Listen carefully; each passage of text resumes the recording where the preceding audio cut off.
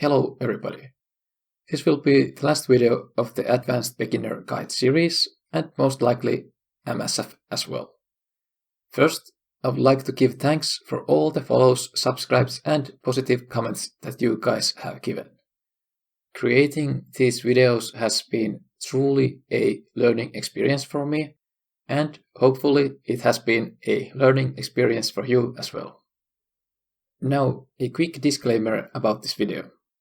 While I am going to say a few positive things about the game and go through some of the negative aspects that I have gone through in the game, mainly, as you can guess from the title, I am going to point out some flaws about the game.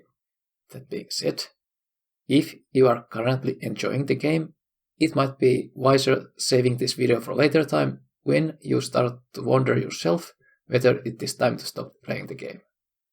But now, without further ado, let's get into this, and what's better than a little rant to start things off with. I thought I had at least 2 to 3 months of playtime left in me, especially now with this YouTube channel involved, even though me having cleared or thought through most of the content in-game, finding myself hitting the wall in Cosmic Crucible, doing 20 to 30 million TCP bunch-ups, and having all the teams in check to do scourges and all the basic content in-game.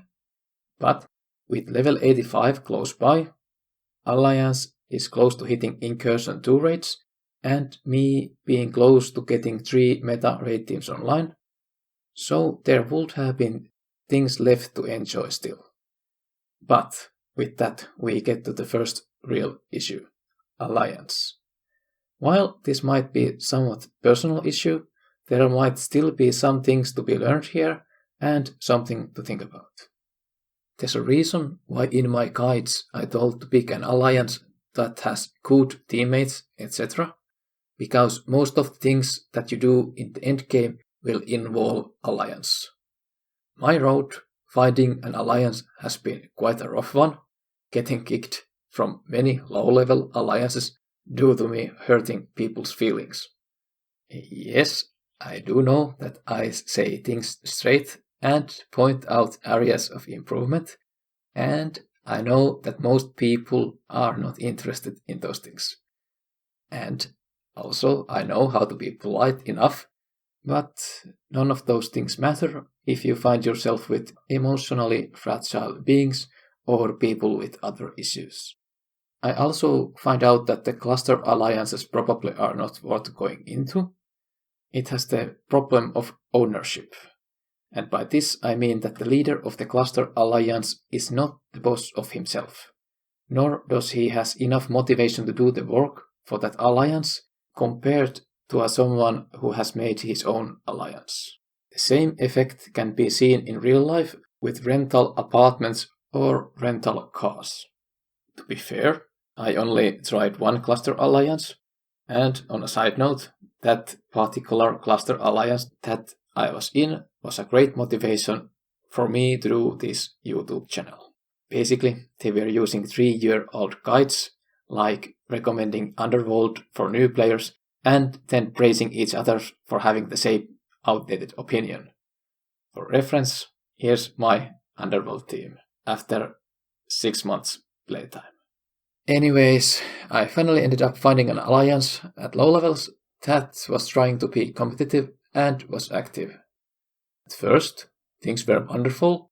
Leader of the alliance was experienced enough and motivated to keep things going on. I think he is in the top 1% of the player base, which is the bare minimum that I can accept and play with, if that saves me from the effort of not being part of the leadership myself, since I have done that so much in the past. But yeah, a reasonable guy, and I think he will do fine in the future. Although the work that the alliance leadership requires started to wear him out, I think, him getting a little bit tired. And then he promoted a few members to captains to lessen the burden, and then the problems began. One captain was a serious case of ADHD, which was fine, overly enthusiastic and inexperienced in that role, but I didn't mind him that much. But the other one, I mean, I didn't even know that someone can be so low in self-consciousness. Overnight after being promoted, he basically became the glorified school bully / enforcer archetype. Combine that with low intelligence and you have a perfect candidate for Stanford's prison experiment, if they ever going to remake that study. Although these guys reminded me how much I value self-consciousness in people around me. And the other problem with this is that when I join any team, alliance or similar, the I disappears in me. I become the team and start viewing things from the team perspective. And if I see this kind of low human behavior or selfish actions inside that team, it eats me more if I will just keep me mentally separated from that team. This is simply the best way to get best results in any team-based game, and this kind of alignment is just something I do automatically in situations like these. Anyways, while I could have ignored all this and went to my cell and keep playing, I knew that it would lessen the enjoyment I get from the game and me getting less immersed. But okay, enough of that personal ranting. Let's move on to less personal problems that probably affect most players in this game.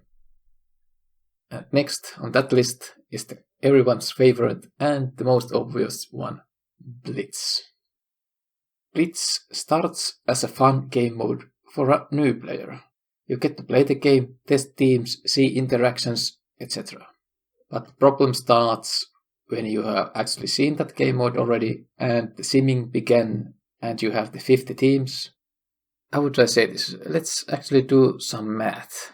For example, you can see here, when you press the simulate button, it takes 3 to up to 5 seconds for the game to simulate the fight. And in English, this means that when you do one full rotation, you will stare at the screen for 3 minutes every time and nothing will happen during the 3 minutes.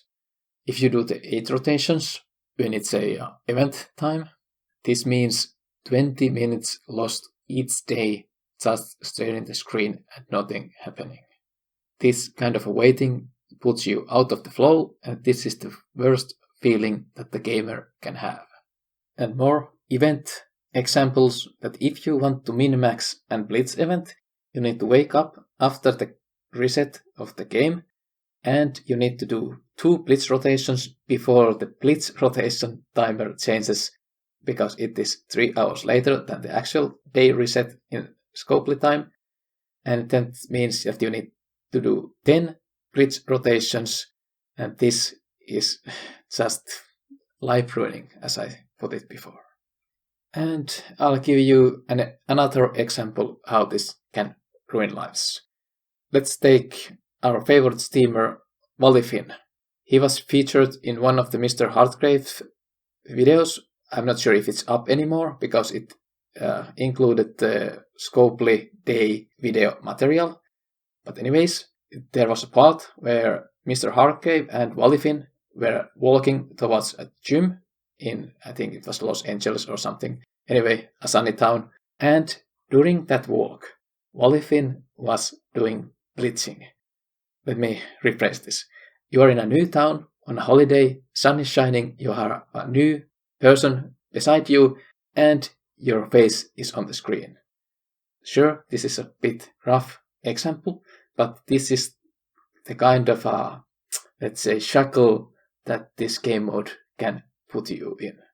Of course, many players have solved this problem, so to speak, using macros, basically automating the whole process.